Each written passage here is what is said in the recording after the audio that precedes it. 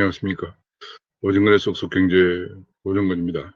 오늘 문재인 대통령 내외분께서 영국 그 서남부에 있는 콘월이라고 하는 도시에서 열리는 G7 정상회담에 참석하기 위해서 출국하셨습니다. 제 뒤에 보이는 그 화면에 그 사진이 영국의 이번 G7 정상회담이 열리는 콘월이라고 하는 도시의 모습입니다. 이 영국의 이 코너리라고 하는 도시는 영국의 전설적인 아스왕이라고 해서 영국의 옛날에 영국의 그 이민족으로부터 영국을 지켜낸 그런 전설적인 왕이 태어난 곳으로 유명한 곳입니다. 그런 곳에서 열리는 G7 정상회담. 이번에 그 영국의 에서 여기를 G7 정상회담 장소로 정한 것도 큰 의미가 있다고 합니다. 얼마 전 2019년에 영국이 브렉시트라고 그래서 유럽 연합으로부터 탈퇴해서 독립을 했습니다. 그래서 독립한 영국이 브렉시트한 영국이 더욱더 발전할 수 있는 그런 그 독립적으로 더 강한 영국이 되고자 하는 그런 의지를 나타내는 것이라고 합니다.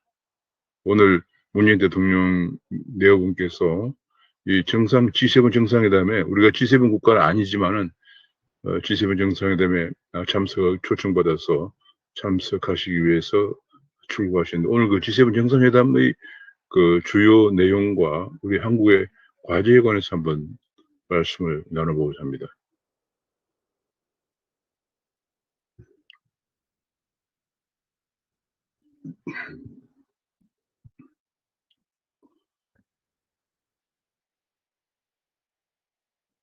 이런 정도로 생각을 해보고자 합니다. G7 정상회담 문 대통령 참석과 한국의 과제 이런 정도로 말씀을 나눠보고자 합니다. 구독과 알림 설정을 눌러주시면 감사하겠습니다. 오늘 출국을 하셨습니다. 6박 8일에 유럽 국빈 방문을 하는데 영국 외에도 오스트리아와 스페인을 국빈 방문하기 위해서 6박 8일간의 여정으로 출국을 하셨습니다. 이 아스왕의 전설이 깃든 콘월에서 G7 동맹 복원을 모색하는 그런 상징이 있다는 것이 보도가 되었습니다.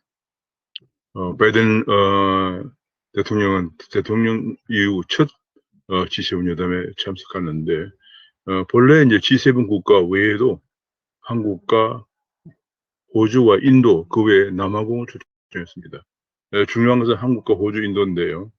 G7 플러스 3라고 해서 한국과 호주와 인도를 포함해서 미국이 추구하고 있는 D10을 통한 데모크라틱 10 자유민주주의 국가 10개국을 10개국 연대해서 반중 연대를 모색하는 그런 회의가 될 것으로 전망이 되고 있는 상황입니다.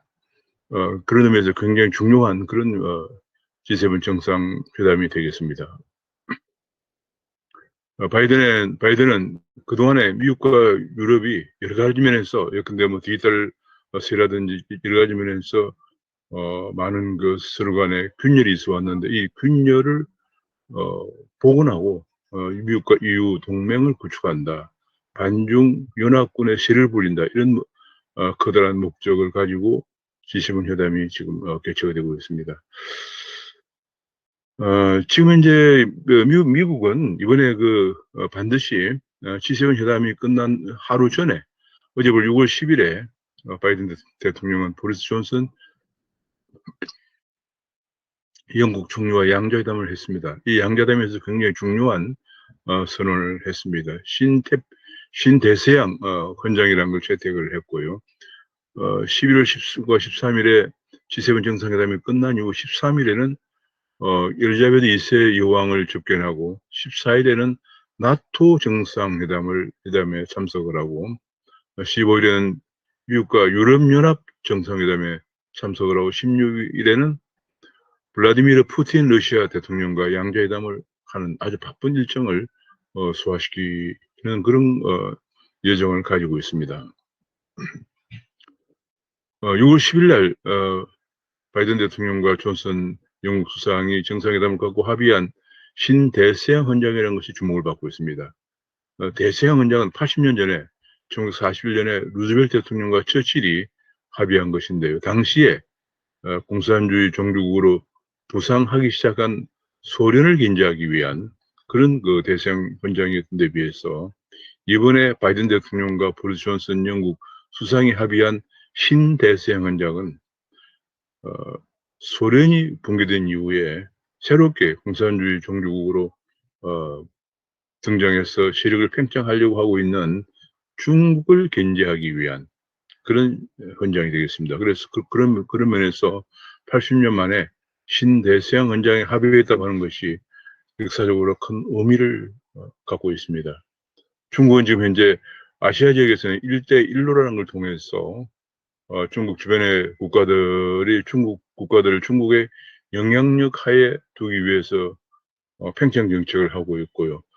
과거 동굴아파 16개국, 동굴아파의 장벽이, 철의 장벽이 무너지면서, 계획 개방이 되었지만 여전히 동굴아파 국가들이 어려움을 겪고 있는 그런 속에서 중국의 여러 가지 자금 지원 등을 통해서 16+1이라고 하는 동굴아파 16개국과 중국, 이 포함되는 16+1이라고 하는 그런 회의체를 계속 운영해 오다가 최근에는 그리스까지 포함해서 그리스는 주요 항구가 이미 중국이 사들였죠. 그리스 재정위기 때. 그래서 그리스 상당히 어려움 속에 있는 것을 중국이 지원하면서 중국의 영향력하에 넣고 있는 그런 상황인데, 그래서 이번에 얼마 전에 16+1을 그리스를 포함한 17+1으로 확대해서 운영을 하고 있습니다. 그러니까 중국은 지금 현재 중국을 둘러싼 주변 국가들 뿐만 아니라 동굴아빠까지 그리고 그리스까지 손을 뻗치고 있는 그런 상황입니다. 여기에 대응해서 어제 루즈벨트 대통령과 처칠이 신대서양 헌장을 발표를 하면서 중국의 평창 정책에 같이 공동 대응하자. 과거 80년 전에 소련의 평창 정책에 영국과 중국이 손을 잡았던 것처럼 그런 의미가 있는 신대서양 헌장을 발표했고, 또 그 신대서양 헌장이 오늘부터 열리는 G7 정상회담 바로 하루 전에 나왔다는 점에서 큰 의미가 있습니다. 신대서양 헌장 바로 오늘 G7 회담이 바로 대중 봉쇄 전략이 가장 중요하다는 것을 시작이다 하는 것을 보여주고 있는 것입니다. 그리고 회담 끝에 선언문에 대만을 맹기하는 것이 논의가 되고 있다 하는 그런 보도가 나오고 있고요. 중요한 것에 논의 예정인 것은 3C 플러스 2D. 3C는 차이나와 코로나, 클라이밋, 기후변화 문제를 다루고, 2D는 데모크라시, 민주주의와 디지털, 첨단 기술을 다루는 이 5개 의제, 3C와 2D, 차이나, 코로나, 기후변화, 그 다음에 2D, 민주주의와 디지털 기술을 다루는 것이 이번에 주요 의제로 채택이 되었습니다. 지금 바이든은 그 동맹과 백신을 들고 국제 리더로 기원 중이다. 그런 얘기가 나오고요. 그 바로 직전에 G7 회담에 출국하기 직전에 미국은 전략 보고서를 공급망 전략 보고서를 공개했습니다. 미국의 4개 핵심 분야, 배터리, 반도체 배터리, 히토류 바이오, 이 4차 산업혁명에서 아주 중요한 이 4개 분야의 공급망을 확보하기 위한, 공급망을 안정적으로 확보하기 위한 공급망 전략 보고서를 공개했습니다.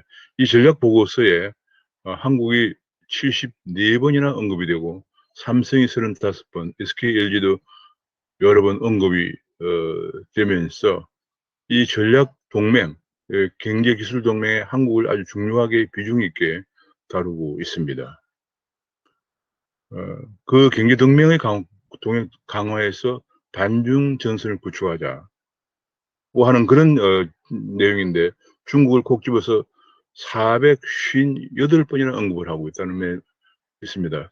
약 250쪽에 달하는 전략 보고서에 중국을 458번이나 언급을 하고, 그에 대응해서 한국도 74번이나 언급할 정도로 한국을 포함한, 한국과 일본과 대만을 포함한 그런 경제 기술 동맹을 통해서 중국을 견제하고자 하는 미국의 의도가 다분히 실려 있는 그런 전략 보고서를 발표한 데 이어서 미 상원에서 중국을 견제하기 위한 법안을 가결했습니다. 중국을 견제하기 위한 법안은 혁신경쟁법이라고 해서 첨단 산업과 제조업에 280조를 투입해서 미국이 기술력을 안정적으로 확보한다. 공급망을 안정적으로 확보한다는 그런 전략인데요. 여기에 첨단 산업과 제조업에 280조 원을 투입한다는 그런 혁신 경쟁법, 다른 말로는 중국 견제법이라고 합니다. 중국 견제법을 어제 바로 통과시켰다 하는 얘기입니다. 지금 상당히 그렇게 이번 G7 회담 정상회담이 출국 전에 바로 이런 그 280조 원의 중국 견제법을 통과시키고 또 전략 보고서를 채택을 하고 4개 핵심 부분 그러니까 지금 현재 반도체와 배터리와 히토리와 바이오에 대한 안정적인 공급을 확보하기 위한 공급망 전략 보고서까지 공개하고 영국으로 날아와서는 10일 날 G7 정상회담이 열리기 하루 전에 영국 수상과 신대서양 헌장을 발표했습니다. 그런 면에서 G7 회담이 가고자 하는 바이든의 의중을 확실하게 드러냈습니다. 지금 G7 플러스 3 해서 한국과 호주와 인도를 포함하는 D10을 구축해서 중국을 견제하자는 미국의 구상이 확실하게 드러나고 있습니다. 지금 여기에 이제 경제기술동맹 한국과 일본과 대만을 아주 적시하고 있다 하는 면에서 이번에 미국의 공급망 구축과 G7 회의의 중요성을 읽을 수가 있습니다. 삼성과 SK, LG가 58번이나 언급이 되고 있기 때문에 한국을 74번이나 언급하면서 미국 공급망 전략에 한국이 경제와 안보를 잡을 수 있는 좋은 기회로 부상하고 있다. 이런 분석도 나오고 있습니다. 근데 이걸 이제 또 이런 새로운 경제, 이번에 그 콘월 G7 정상회담을 콘월 컨센서스라는 말도 불리고 있습니다.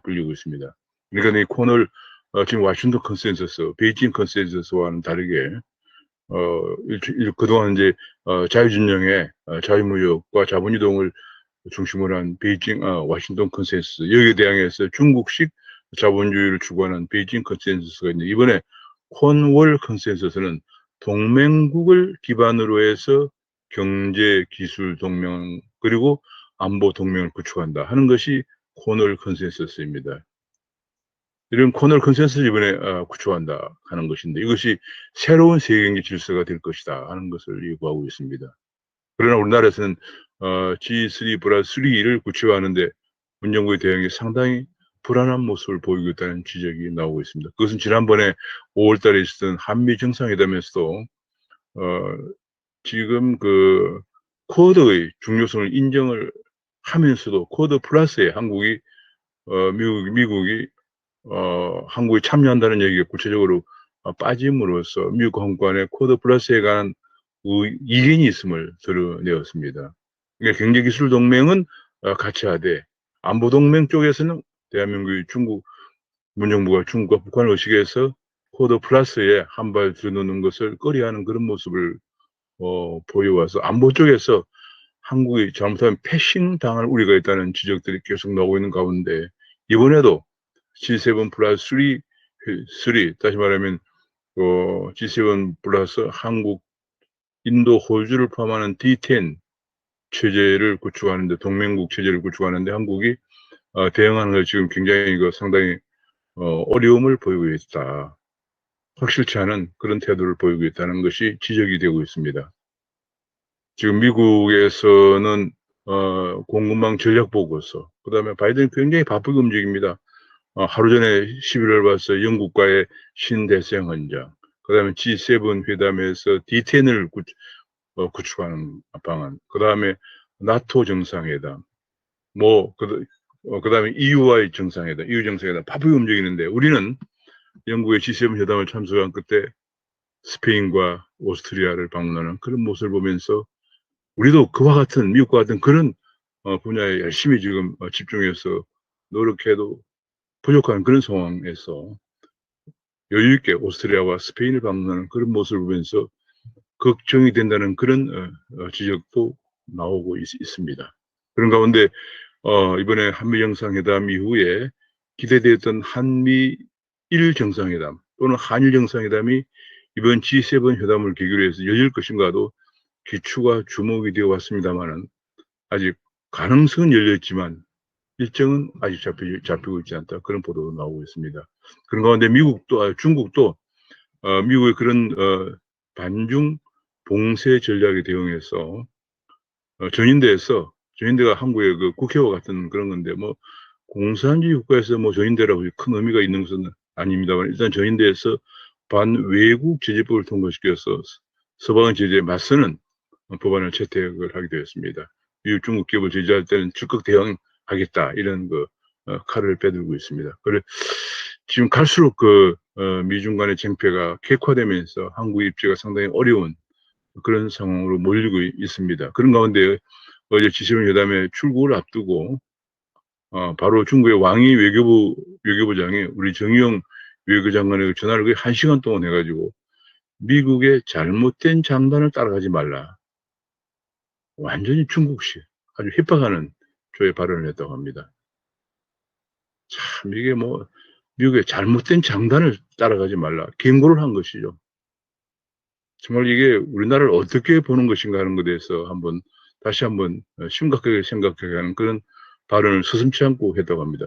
지난번 한미 정상회담 가기 전에도 바로 전에 대만 문제가 거론될 것을 예상을 하고 대만이 보이는 중국의 셔만이라고 하는 대만 건너편에 있는 도시로 정용 외교장관을 불러서 외교장관 회담을 하면서 경고를 한 적이 있습니다.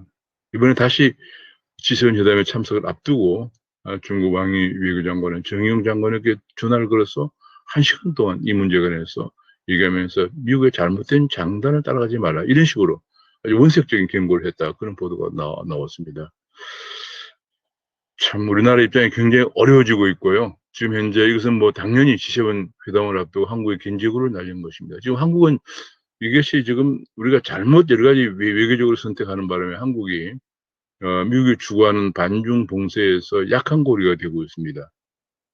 그것은 한국이 지금 중국이 주구하고 있는 1대1로를 통해서 중국 주변 국가들을 포섭하려고 하는 영향력을 행사하려고 하는 1대1로에 미국과 일본은 가입하고 있지 않는데 한국은 가입했습니다. 아마도 너댓 번째 자본금을 많이 출자하는 국가였을 겁니다. 그렇게 많이 출자하고 뭐 실제 아무런 우리는 영향력을 행사할 수 없고 그 자본금을 가지고 중국은 여기저기 1대1로 주변 국가들에 대해서 인프라 투자 같은 걸 하면서 영향력을 확대하고 있는 그런 상황이고요. 또 최근에 강경호 장관이 삼불 정책을 선언했습니다. 미국의 미사일 방공망에 가입하지 않고 사드를 추가 배치하지 않고 한미일 군사동맹에 가입하지 않겠다. 이런 우리 스스로 그런 것을 문재인 대통령의 중국 방문을 앞두고 급히 발표한 함으로써 우리 스스로 지금 발목을 잡히는 일을 하고 있습니다.